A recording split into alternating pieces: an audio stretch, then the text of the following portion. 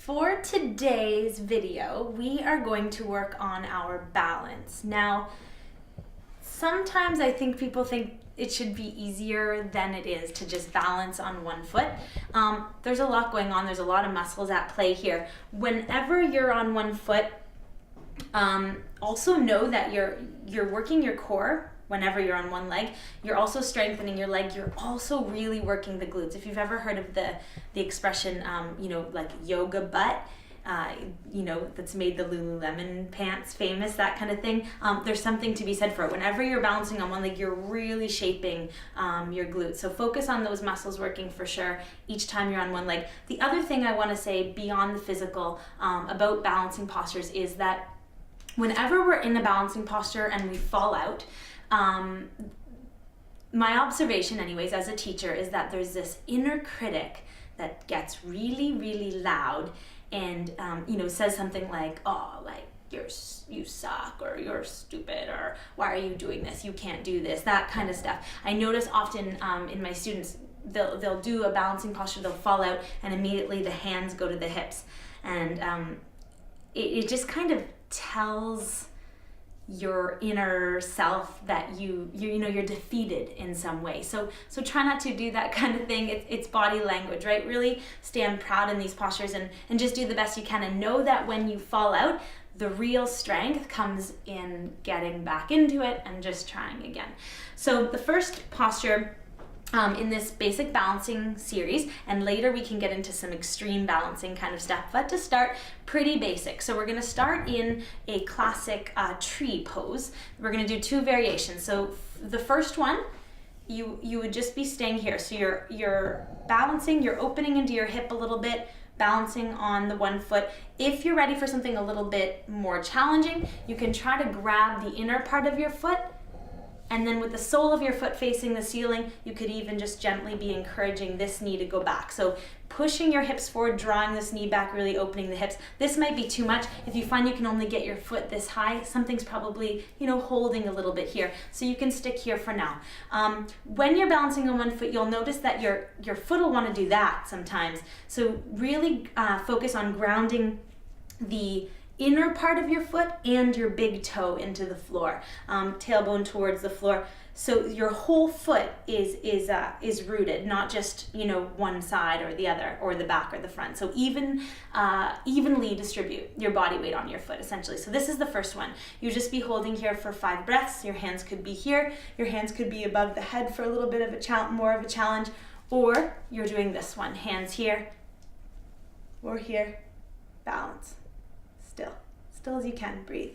Does it help to look at one's particular spot? Absolutely. Very good question, Frederick. Focusing on one spot will help. If you really want an extra challenge, close your eyes. Yeah, and my foot's starting to wobble. It's much harder. So that's another thing you could do.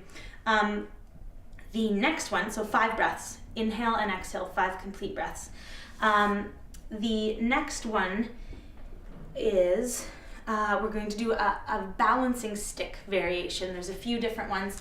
A modified version of this one would be keeping your arms out. So what you want to notice here, maybe I'll do it to the front. Your hip may want to turn out like this. So what we're trying to do is keep the hip square. When you do that, you're really going to feel the right glute muscle on the supporting leg working. So your hips are square, arms are out, and you're just bringing your body down so that you're parallel. I'm just checking that mirror for alignment, parallel to the floor. For an extra challenge, I'll show you from the side.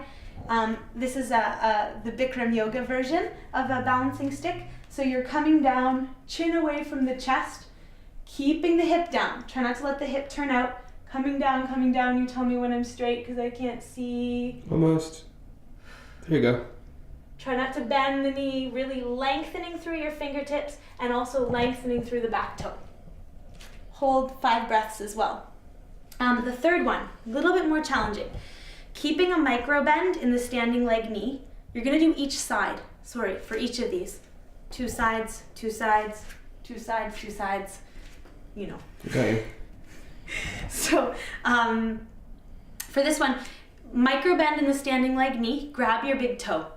This may be where you start here. You could keep your hand on your hip. That might help with the balance too. Again, evenly distributing the body weight on the standing leg foot. If you can, here. If this is pretty easy, if you got this one down, you can try to open the hip again by bringing the leg to the side, eventually maybe even doing something like that.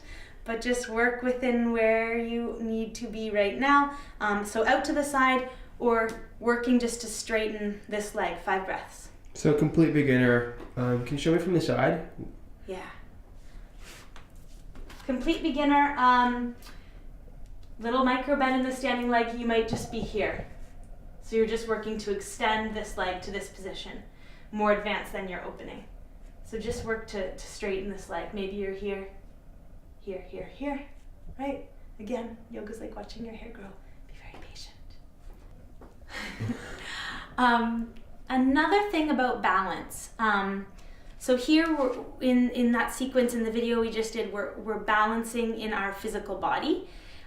In life, we're also always striving to obtain balance. So when I first began yoga, or practicing yoga, I was actually going about my practice in somewhat of an unbalanced way. Again, it was really helping me in terms of my anxiety and that kind of thing, but I was really putting my body through a lot. I was doing intense asana practice, sometimes dislocating ribs and all this kind of weird stuff. So even though it was helping me emotionally, eventually I needed to find balance. I also was doing hours and hours and hours of yoga a day.